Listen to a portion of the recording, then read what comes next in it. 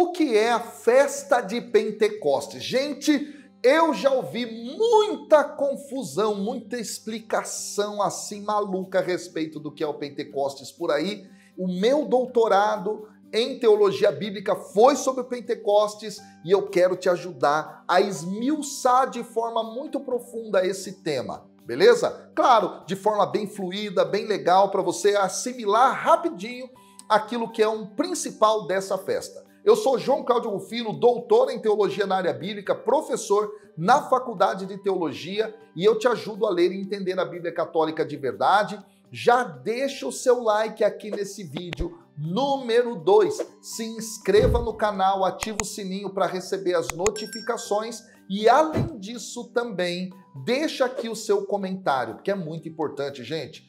Pelo menos um amém, um glória a Deus, um aleluia, sei lá, comenta aqui alguma coisa, põe aqui o que você achou do conteúdo, coloca aqui, por exemplo, olha, eu quero saber mais sobre esse tema. Pois é, coloca aqui, porque eu leio os comentários de vocês, tá bom? E aí eu sempre gosto de saber o que vocês estão colocando, beleza? Vamos lá, olha só, eu vou esclarecer bastante coisa aqui sobre essa grande festa. Primeiro, ela é uma das 3 grandes festas de peregrinação. Dentro do Antigo Testamento, na legislação do Pentateuco, ou Torá, que é composto por Gênesis, Êxodo, Levítico, Números e Deuteronômio, 3 são as festas que os antigos israelitas deviam cumprir indo até Jerusalém. A primeira delas é a festa da Páscoa, depois nós temos a festa das tendas e também a festa de Pentecostes, beleza? Então, as pessoas iam até o centro religioso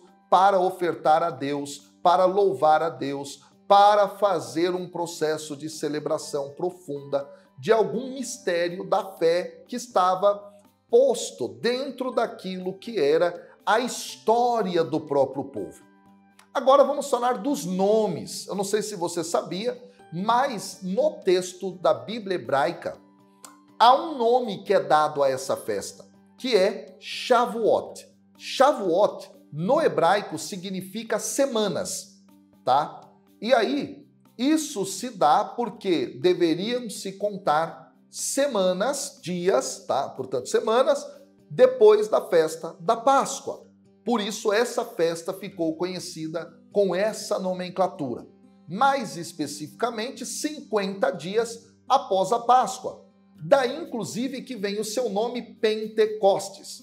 O termo Pentecostes é um termo grego e significa literalmente 50º, para falar do dia 50, do 50º dia. Lembra do Brasil pentacampeão? Aliás, está difícil do Brasil virar hexa, né? Mas, bom, vamos deixar isso para lá. Penta é 5, tá? Pentecostes, então, é esse numeral. Portanto, Pentecostes é o 50º dia, 50 dias depois da Páscoa. E dentro da Bíblia, onde eu posso estudar, não é? Onde está o texto falando sobre essa festa? Anota aí, ó, Êxodo capítulo 34, versículos 22 a 28.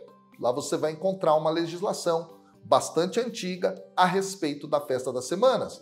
Depois, Levítico 23, versículos 15 até o 16. Também lá você vai encontrar uma legislação a respeito dessa festa. Deuteronômio 16, versículos 9 a 12. Você vai encontrar lá também falando a respeito dessa festa. O termo Pentecostes em grego você vai encontrar lá em Tobias, capítulo 2, versículo 1, sabendo que esse é um livro que apenas está dentro do cânon da Bíblia Católica. Depois, em 2 Macabeus, capítulo 12, versículos 31 e 32, também você vai encontrar lá fazendo referência a essa festa. Ademais, no Novo Testamento, serão 3 momentos nos quais essa festa vai ser referenciada. O momento mais, não é, conhecido, claro, é Atos capítulo 2, a partir do versículo 1 até o 13, e aí na continuidade do 14 para frente é Paulo pregando nesse dia, tá? Mas basicamente, então, Atos capítulo 2 é o grande momento do Pentecostes no Novo Testamento, mas há outras 2 referências, uma delas também em Atos, no capítulo 20, no versículo 16, lá se fala a respeito de Paulo, que queria ir até Jerusalém para a celebração do Pentecostes. E por último, 1 Coríntios 16:8 trata disso, Paulo também falando a respeito da festa de Pentecostes, não é? Que ele queria ir para fazer a celebração. Beleza, professor. O que se celebra em Pentecostes? Em primeiro lugar, Pentecostes vai ser a celebração das colheitas. Ah, professor, não tinha outra celebração concernente às colheitas? Existiam outras várias. Lembrando que o calendário desse povo da Bíblia é um calendário muito ligado ao ciclo das colheitas, ao ciclo da terra, ao ciclo da agricultura.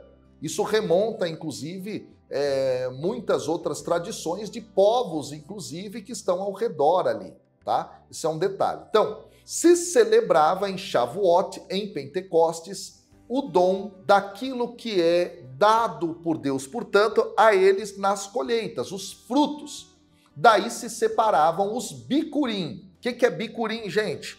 Bicurim são os primeiros frutos. Então, primeiros frutos nasceram lá na árvore, você marca aqueles frutos, depois quando eles ficarem maduros, você os colhe e leva até Jerusalém para que isso seja apresentado a Deus como uma oferta agradável, como um agradecimento, porque Deus atuou e fez com que a chuva caísse, regasse a terra, as plantas e a vida florescesse. Então, nesse sentido, tá? Pentecostes vai ser a festa dos primeiros frutos. Mas também, de acordo com a legislação do Antigo Testamento, nessa mesma festa se levavam os primeiros frutos, entre aspas, dos animais. Então, os primogênitos dos animais que nasciam dentro daquele determinado ciclo de tempo eram também levados e ofertados lá no santuário e depois no templo de Jerusalém. Tá? Isso é muito bonito, porque, portanto, Pentecostes tem essa questão de se viver um agradecimento a Deus, de se viver um louvor a Deus pelos dons da terra. Ao mesmo tempo, é muito importante também que nós nos lembremos que essa festa vai ser a festa da partilha. Por que a festa da partilha? Porque parte desses frutos são doados para os sacerdotes, levitas lá no templo, para que eles pudessem ter também a sua garantia de sobrevivência assegurada, né? Ao mesmo tempo também os pobres, aqueles que estavam excluídos da sociedade, podiam lá para pegar frutos da terra para que pudessem matar a sua fome. Então é muito bonito isso, e esse aspecto, inclusive, vai aparecer na narrativa de Atos dos Apóstolos. Se você tiver lembrado, depois que acontece o evento de Pentecostes, Pedro faz a pregação, parte acolhe. Ao final do capítulo 2, a partir do versículo 42 de Atos, vai ter lá que os cristãos tinham tudo em comum, partilhavam seus bens com alegria, não é? Tudo isso, ninguém passava fome. Olha que coisa maravilhosa. Então, Pentecostes também tem esse caráter social, esse caráter, não é, de ajuda, de caridade, de amor em relação aos pobres.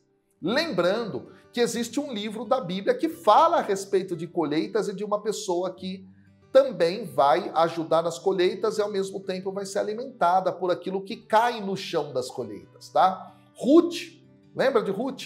Pois é, aí é uma outra história maravilhosa, se você quiser que eu explique a relação entre Ruth e Pentecostes de modo mais profundo, eu vou explicar para você se você colocar aqui, ó, aqui embaixo no comentário. Mas vamos lá.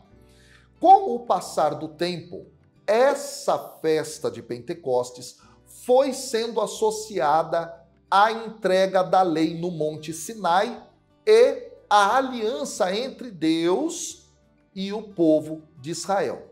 Por quê, professor? Se você olhar lá no livro do Êxodo, no capítulo 19, existe um processo muito bonito. O povo sai da escravidão lá no Egito. No capítulo 15, eles entoam aquele cântico de Moisés e do povo, das mulheres também lá. Muito bonito, o capítulo 15, é um dos textos mais antigos da Bíblia. Ali, eles cantam que Deus os libertou E logo, no final do capítulo 15, eles entram no deserto. No final do capítulo 15, 16, 17, 18, eles estão saindo, então, da região desértica mais próxima àquela terra de onde eles saíram e vão para o Monte Sinai. No capítulo 19 de Êxodo, eles chegam no Monte Sinai. O que isso tem a ver com Pentecostes? É exatamente ali o dia de Pentecostes. Olha que interessante. Mas você não citou isso, professor, antes quando você falou dos textos. Pois é, eu deixei para mostrar isso agora para você entender. Então começou um movimento de associar que 50 dias depois que eles saíram do Egito, eles estavam aos pés do Monte Sinai para receberem de Deus a lei e firmarem com o Senhor uma aliança, tá? Daí, então, é interessante nós percebermos os paralelos existentes do texto de Atos 2 com o texto que está posto no capítulo 19 e depois no 20, tá? Do livro do Êxodo. Então, aparece fogo no Sinai, aparece fogo no cenáculo em Pentecostes. Aparece a voz de Deus, aparecem as línguas lá. E tem uma série de paralelos muito bonitos que eu não vou trabalhar aqui agora, mas parece sim que Lucas, que escreve Atos dos Apóstolos, tinha consciência, tá? Tinha consciência desta dimensão. Agora, Pentecostes vai ser encarado também como um momento em que eles celebram a renovação da aliança, tá? E aí existem textos, inclusive extra-bíblicos, que vão trabalhar essa noção de uma forma muito bonita. Qual é o terceiro aspecto da festa agora, já do ponto de vista do Novo Testamento? É o derramamento do Espírito Santo. Opa, em Atos 2 acontece isso. Agora é preciso que você entenda algo aqui. Esse aspecto pneumatológico do Pentecostes cristão.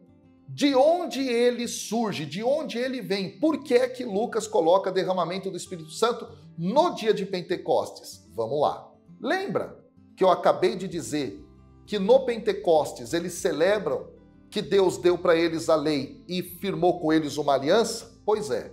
A história bíblico-teológica de Israel vai mostrar que esse povo, ao longo do tempo, foi paulatinamente quebrando a aliança mediante a desobediência à lei. E isso foi tão intenso que, de acordo com a teologia bíblica, quando parte da população é levada para viver no exílio da Babilônia, e nós estamos em torno de 586 a.C., quando parte da população, portanto, é levada para lá e há uma tensão muito grande na fé deles, porque eles perderam a terra, eles perderam, não é, a fé no Deus Todo-Poderoso e assim por diante. Quando eles estão lá no exílio, eles começam a ouvir os profetas falando a respeito de uma nova aliança. Aí você pega Ezequiel 11, Ezequiel 36, Ezequiel é um profeta que estava no exílio da Babilônia. Ele era sacerdote do templo de Jerusalém, pessoal.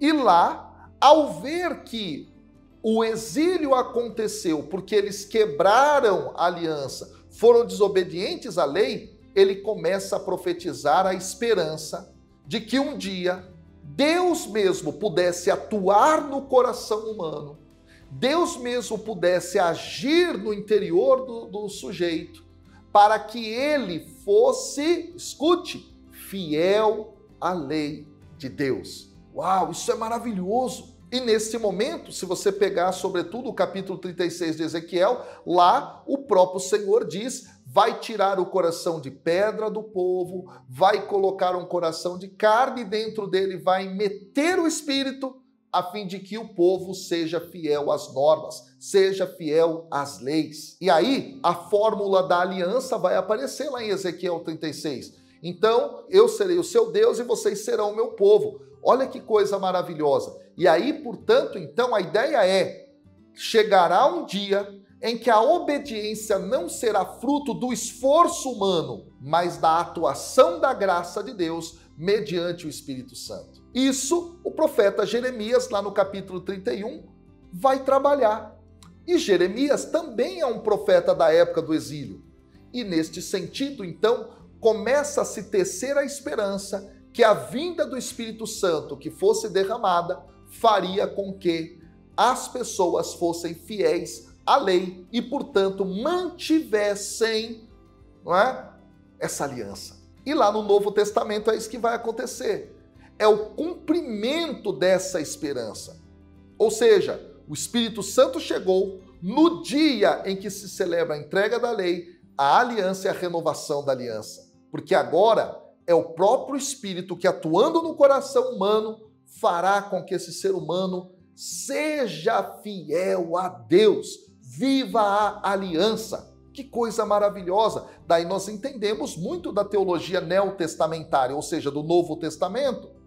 O apóstolo Paulo fala, por exemplo, a respeito de que nós daremos ao Espírito Santo espaço, o Espírito Santo vai atuar em nós e ele, o Espírito, vai realizar em nós os frutos dele. Os frutos do Espírito, Gálatas, capítulo 5, lá por volta do versículo 22, ou seja, ser fiel a Deus, viver de acordo com a vontade dele, tem a ver com se abrir ao Espírito Santo, que ao trabalhar em nós é ele que nos faz viver a santidade.